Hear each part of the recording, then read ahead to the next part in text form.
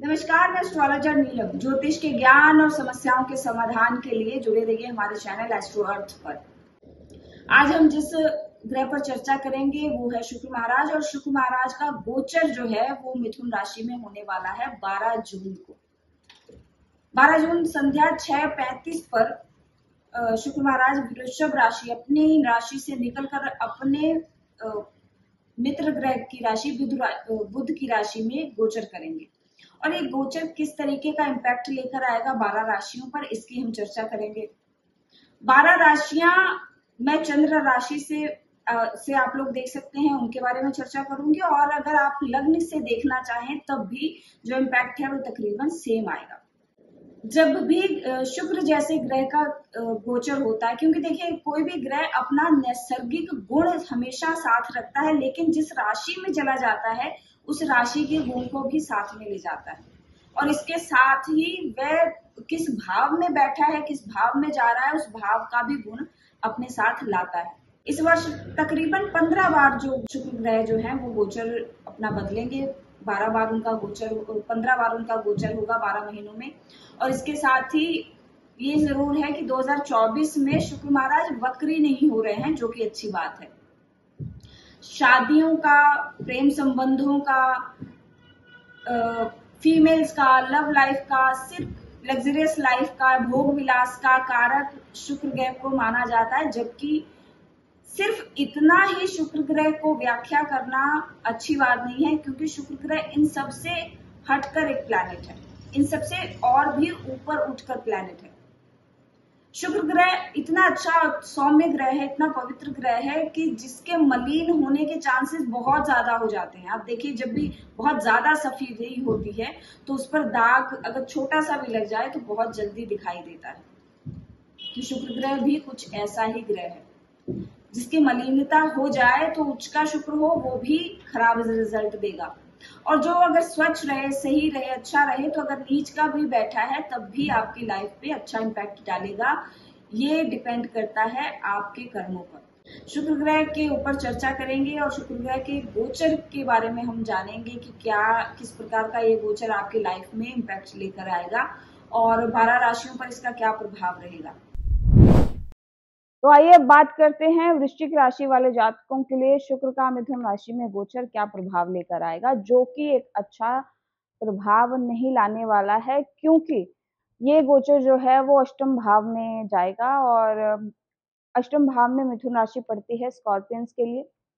यहाँ पर शुक्र जैसे हैपनिंग प्लैनेट का पहुंच जाना, शुक्र जैसे लग्जरियस प्लैनेट का पहुंच जाना एक अच्छा रिजल्ट नहीं बताता है। शुक्र देखिए आपके कहीं ना कहीं खुशियों का, हैप्पीनेस का, आपके मन की संतुष्टि का एक ऐसी फील है जो कह सकते हैं ऐसी अवस्था है, एक ऐसा स्टेट है जिसमें आप आनंद में रहते हैं। 8th हाउस जो है या अष्टम भाव जो है, अष्टम स्थान जो है वो ट्रांसफॉर्मेशंस का है, डिके होने का है, चीजों के परिवर्तित होने का है। 8वां भाव गड्ढे को भी कहा जाता है। 8वां भाव जो है वो अंधकार से भी जुड़ा होता है। यहाँ पर शुक्र के देखिए पॉजिटिव नेगेटिव हर प्लैनेट के किसी भी भाव में जाने के दोनों तरीके के इफेक्ट मिलते हैं, लेकिन आपकी लाइफस्टाइल या आपकी पर्सनालिटी के हिसाब से किस तरीके का ये पॉजिटिव नेगेटिव इफेक्ट आप लेते हैं वो डिपेंड आप पर करता है। तो यहाँ पर नेगेटिव इम्पैक्ट गृहस्थ लोगों के लिए बहुत ज्यादा देखने को मिलते हैं। आप कुछ भी कार्य करें, अपने जीवन को, अपनी गृहस्थी को अगर चला रहे हैं तो उसका जो उस गृहस्थी की जो सोल है, जो आनंद की स्थिति है, जो स्टेट है, वो वीनस है।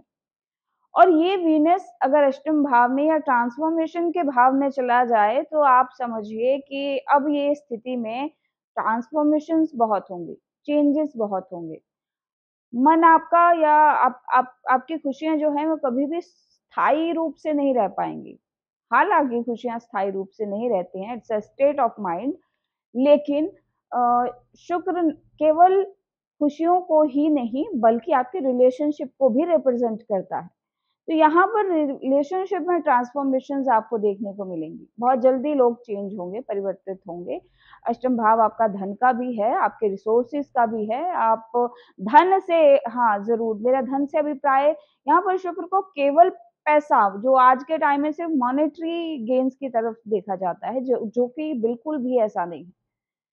देखिए, दूसरा भाव उसका रिसोर्सेज का है। रिसोर्सेज पहले जब आप श्री सूक्त पढ़ेंगे तो वहां पर एक वर्णन आता है कि जिसमें देवी से प्रार्थना की जाती है कि हर प्रकार का धन उसे मिले, गोधन मिले, अन्न धन मिले, जो ज्वेलरी है, आभूषण है, उसका धन मिले, वीरता का धन मिले। इसी प्रकार कई प्रकार के धन हैं जिससे कि माता को प्रार्थना की जाती है कि आपको इन सभी प्रकार के धन मिले। तो शुक्र इन सभी एसेट्स को रिप्रेजेंट करता है, आपकी सभी प्रकार के वो निधियां जो कि आपको लाइफ में एक आराम की स्थिति, आनंद की स्थिति या जीवन को अच्छे जीने की स्थिति बताती है, देती है, वो शुक्र है। अब इसका यहाँ पर अष्टम भाव में आ जाना तो ये चीजें बार बार ट्रांसफॉर्म करेगा, चीजों को परिवर्तित करेगा। वो अच्छे वे में भी हो सकती है, खराब वे में भी हो सकती है।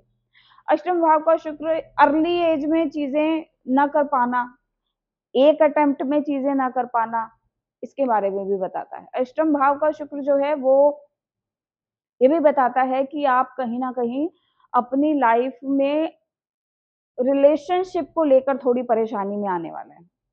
यहाँ पर पत्नी की, भार्या की, आपके स्पाउस की हेल्थ में थोड़े से प्रॉब्लम्स आपको देखने को मिलेंगे। अष्टम भाव का शुक्र जो है, हाँ इतना जरूर है कि आपको कुछ हिडन चीजें जो है वहां से एनलाइटमेंट होना, वहां से ज्ञान होना, उन चीजों से आनंद मिलना, इसकी भी स्थिति यहाँ अष्टम भाव का शुक्र बताता है। लेकिन सौम्य ग्रह जब भी ऐसी स्थिति में आता है, अब क्योंकि बुध की राशि में जा रहा है तो यहाँ पर आपकी स्पीच जो है वो भी इफेक्ट करेगी। यहाँ पर जो आपके रिलेशनशिप में आपके कम्युनिकेशन जो है वो इफेक्ट करेगी। आप सडनली देखोगे लोग जो आपसे कम्युनिकेट कर रहे हैं, बात कर रहे हैं जैसे अच्छे व्यवहार में, वो अचानक से वो चेंज हो जाएंगे। आज अच्छी बात कर रहे हैं तो 2-4-10 दिनों बाद रिलेशनशिप में थोड़ी सी दिक्कत आएगी, ये भी दिखाई देगा। तो वीनस का यहाँ पर ट्रांजिट आपके कामकाज को भी ऑब्वियसली इफेक्ट करेगा, क्योंकि रिसोर्सेज की एनर्जी है, 7th लिब्रा का के साइन को रिप्रेजेंट भी करती है। तो यहाँ पर शादी और रिलेशनशिप और रिसोर्सेज, इन दोनों में चेंजेस आने स्वाभाविक है। और इसके साथ ही अगर ये बाकी और ग्रहों की प्लेसमेंट यहाँ पर इसके फेवर में रहे तो आप देखोगे कि ये जो ट्रांसफॉर्मेशन है वो आपको अच्छा रिजल्ट लेकर भी आ सकती है।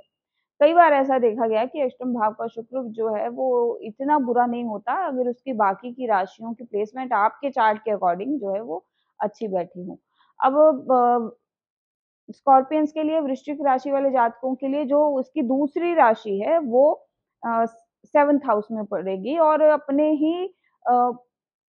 अपनी राशि से दूसरे भाव में जब शुक्र महाराज जा रहे हैं तो आपके स्पाउस के थ्रू कहीं ना कहीं किसी रिसोर्स का जनरेट होना, धन का जनरेट होने की स्थिति भी ये जो गोचर है वो बताता है। लेकिन इसका एक साइन जो है वो 12th में जाता है, लिब्रा जो है वो 12th में जाता है, तो कहीं ना कहीं हिडन रिलेशनशिप्स भी बनाना, ये भी एक टाइम पीरियड में आपको देखने को मिलेगा। हो सकता है कि कुछ चीजें आपको अपने पार्टनर के साथ छुपानी पड़े, ऐसी भी स्थिति यहाँ पर बनती दिखाई दे रही है, या फिर आपका पार्टनर कुछ चीजें आपसे हाइड कर सकता है। ये भी एक जो पर्सपेक्टिव है वो बनता दिखाई देता है। इसके लिए इस गोचर के लिए आपको कैसे अपने आप को ठीक रखना है, अच्छा रखना है, ये गोचर आप पर अच्छा इम्पैक्ट डाले, उसके लिए क्या करें कि 800 ग्राम की मात्रा में चरी, सफेद चरी जो है वो गौशाला में दान करें, या 8 केजी के मात्रा में आप शुक्र से संबंधित चीजें, खाद्य पदार्थ जो हैं वो आप किसी भी धर्म स्थान पे डोनेट करें जहां पर क्योंकि यहाँ पर अष्टम भाव में बैठ के 2nd हाउस को जो शुक्र है वो देख रहा है, और यहाँ पर फूड से आइटम जो कि वीनस से रिलेटेड हो, जैसे कर्ड हो गई, आप गाजर कर सकते हैं, और भी शुक्र से रिलेटेड आइटम्स जो फूड आइटम्स हो उसको डोनेट करें, तो इसकी एनर्जी जो है वो कन्वर्ट हो जाएगी और अच्छा रिजल्ट आपको मिलेगा। तो ये था वृश्चिक राशि वाले जातकों के लिए शुक्र का गोचर। अब बात करेंगे हम धनु राशि वाले जातकों पर क्या प्रभाव लेकर आएगा।